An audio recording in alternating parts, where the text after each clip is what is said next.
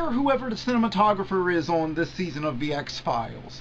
They suck. They have no idea how their job is done. I've watched this episode, this and another episode on a couple different monitors, and they have no idea how to do night scenes. Yes, it's supposed to be dark in night scenes, but guess what? You're also supposed to be able to tell what's going on the screen.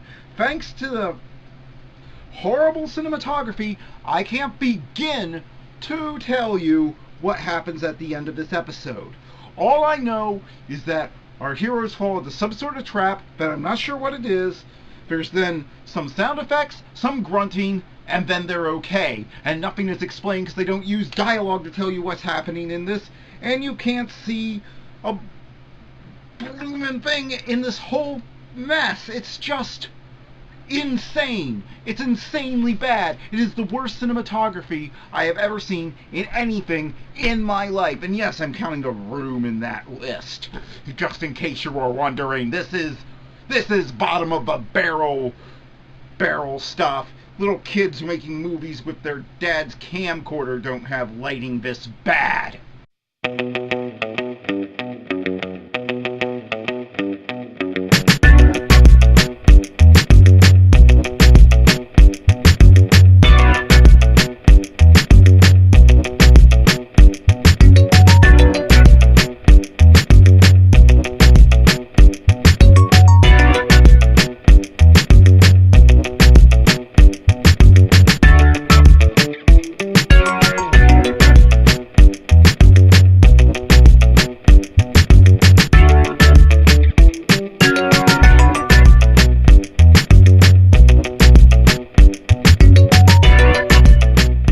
Okay, so the episode begins with Mulder and Scully learning two things. One, Skinner hasn't gotten a promotion in all his years at the Bureau because he's been protecting them, and they feel a little guilty about this.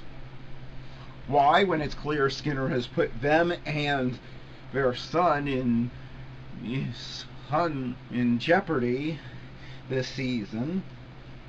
I'm sorry, but once you put my family or even myself in, or even my own life in jeopardy, I could care less if you got a bump in pay at your job.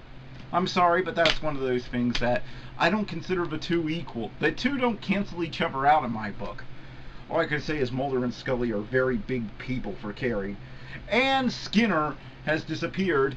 And what's more, the assistant director of the FBI puts it on Mulder and Scully. He seems to be under the misapprehension that they are Skinner's supervisor and not the other way around. So Mulder and Scully go looking for him at his apartment. They don't find anything personal at his apartment except a human ear and a note saying the monsters are returning. They trace the human ear to a dead body in a small town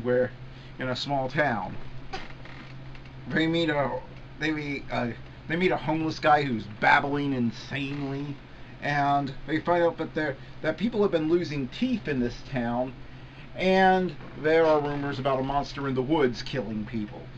Yeah. And people seem to be getting killed. Mulder doesn't believe a monster in the woods, not because he doesn't believe in monsters, of course, but because they're being killed with Vietnam-style traps.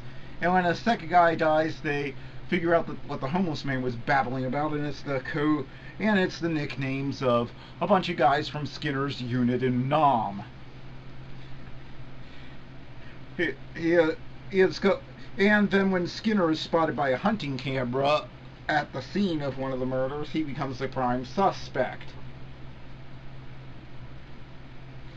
However, we find out when we join Skinner, who mistakes a young guy for a member of his unit in Nam. Why is never explained. This kid is obviously way too young to have been in Nam. And we then find out that the kid is the son of his best buddy from Nam. But Skinner's testimony put him away, and the kid is kind of bitter. Skinner explains what happened, that his buddy was exposed to some sort of experimental gas that they don't understand, and it caused him to go crazy. start losing teeth, and then eventually see an entire civilian family as monsters, and he brutally murdered them. Skinner then stopped him, but at the court-martial he was forbidden by the military brass from mentioning the gas because it was classified. So his buddy just went into an insane asylum for the rest of his life. Skinner is then tricked and kidnapped by the son and dumped in a hole. Mulder and Scully eventually track him down, and and as I mentioned in the intro, I can't tell you what happens, but somehow they escape a death. Mulder and Skinner escape a death trap, and they get them, and the guy ends up dead. However, several things are not explained, such as how he knew what the monster that was only in his dad's head looked like. He was dressing up as this monster, but the monster only existed in his dad's head because of the chemicals. They never say that the father told him what it looked like or anything, but I guess that's what we're supposed to infer from all of this. And Mulder and Scully ask Skinner about his lack of promotion. Skinner reveals that he didn't want to be promoted because after what happened in Nam, he had been looking for a way to fight back against the system and find out the truth about the gas and everything. But until Mulder and Scully came along, he didn't have a way to do that. So he's purposefully stayed where he was in order to continue his own investigation. But he seems to be trying to rekindle the friendship with Mulder and Scully, but he doesn't tell Mulder. He doesn't do two things that would make me sympathize with his character. He doesn't tell Mulder that William isn't his son, and more importantly, he doesn't tell Scully that she was frickin' raped. I'm sorry, but if you're not telling a woman that she's frickin' raped, don't expect me to cry if you end up dead. I'm sorry. But if you know that and you're not telling her, that makes you a self-interested... I'm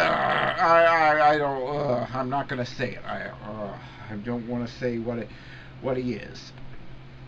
And it ends on an ominous note, chemtrails, Skinner loses a tooth, chemtrails are gas the government is using to make us all paranoid.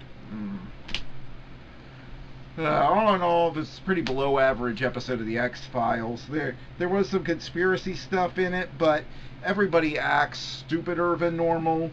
They're trying to make Skinner more sympathetic after what he's done this season, but they don't have him take the critical steps to actually make us care. And we have to wait 3 weeks for the next episode. So there is some interesting stuff, but since you can't see half the episode and all that other stuff, I'm giving this a 3 out of 10. There are much, much better ways to spend an hour watching TV.